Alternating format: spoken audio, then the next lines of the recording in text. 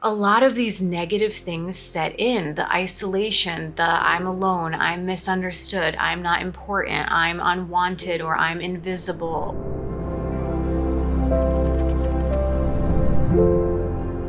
Record on. All right. Hello.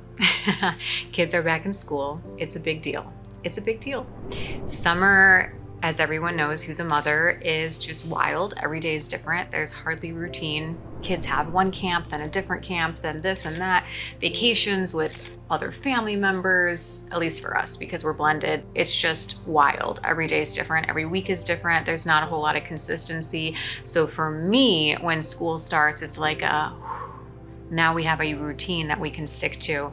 So I'm excited. The kids are doing really well. For those who don't know, we are a blended family. So we have 4 children consecutively every year in school for 4 years. So we have a 5th grader, 6th grader, 7th, and 8th grader this year. So it's a big year. We're excited. They're doing really well so far. Everyone loves their teachers and we're good. And now I have time to focus more during the day. So welcome back. Today, let's talk about getting off course. How do we know when we're off course? How do we identify? Well, let's be honest. I think we all know, don't we? Like, things are off. You feel crabby. You feel resentful. You feel bitter, depleted. Your cup is just not being filled, straight up. And I think we all know what that feeling is like. And how long can you ignore your needs for fulfillment or recognition or a sense of belonging or community or whatever it is where you're lacking, right? Before your soul just starts screaming out like, hey, you're doing the wrong thing. You're on the wrong path. Like, you're not getting that joy that you know is possible in life. You're just feeling like depressed, anxious, off, out of alignment. Like, I just don't want to do this anymore, right? What is the purpose of this? Why am I doing this? It's all these kinds of negative emotions. And I think it's important for us to recognize, like, when did it shift? When did it change? Like, becoming hyper aware, and maybe bring out a piece of paper. If you're watching this, pause the video and make some notes around, like, when was I most lit up? When do I lose track of time because I'm just so in love, enamored, like so into a project or kind of work or whatever it may be, where you are just in it. You're so in tune with it and you're filling your cup. You're just filled. You know what I mean? Your spirit is alive. Your light is bright. You feel this sense of like recognition and joy and excitement. When was the last time that happened for you? What were you doing? What was the context around it? And if it shifted, when? How? Why? Like, journaling about these things and diving deep to be like, what was going on in life? So I had this conversation recently with my husband about really me, because if you look at my videos from like 10 years ago, some of them I was just like oozing like confidence, conviction. I was so in my zone, you know what I mean? Maybe even more than now.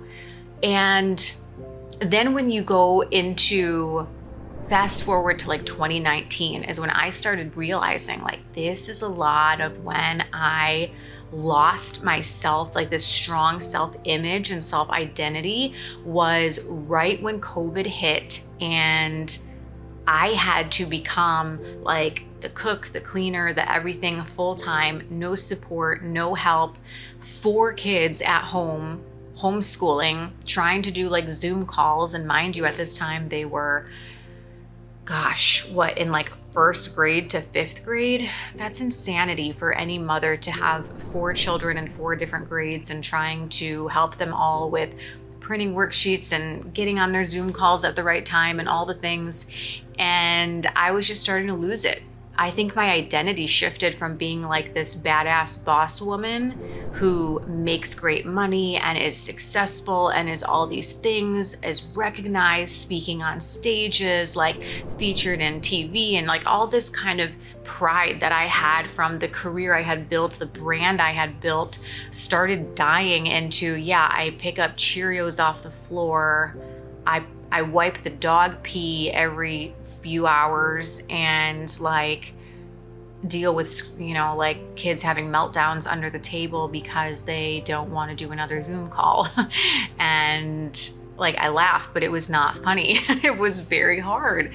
And I think I negatively started associating with like, I'm the doormat, I'm the whatever. My needs come last. Everyone else has to come first. It doesn't really matter what I need. Doesn't really matter what lights up my cup, fills my cup or lights me up, because it was like I didn't matter. It was like this martyr. I didn't want to be that, but also what was I going to do? I didn't have any help. My family moved away to another state in like 2017, 2018. My mom, dad, all my siblings and their families gone. I have nobody in the vicinity, no aunts, uncles, grandpas, grandmas, every single relative like beyond my immediate family is in another country, in Poland. So I was just here alone, like trying to navigate life. Life circumstances hit, and it was like unintentional that you sort of lost parts of yourself.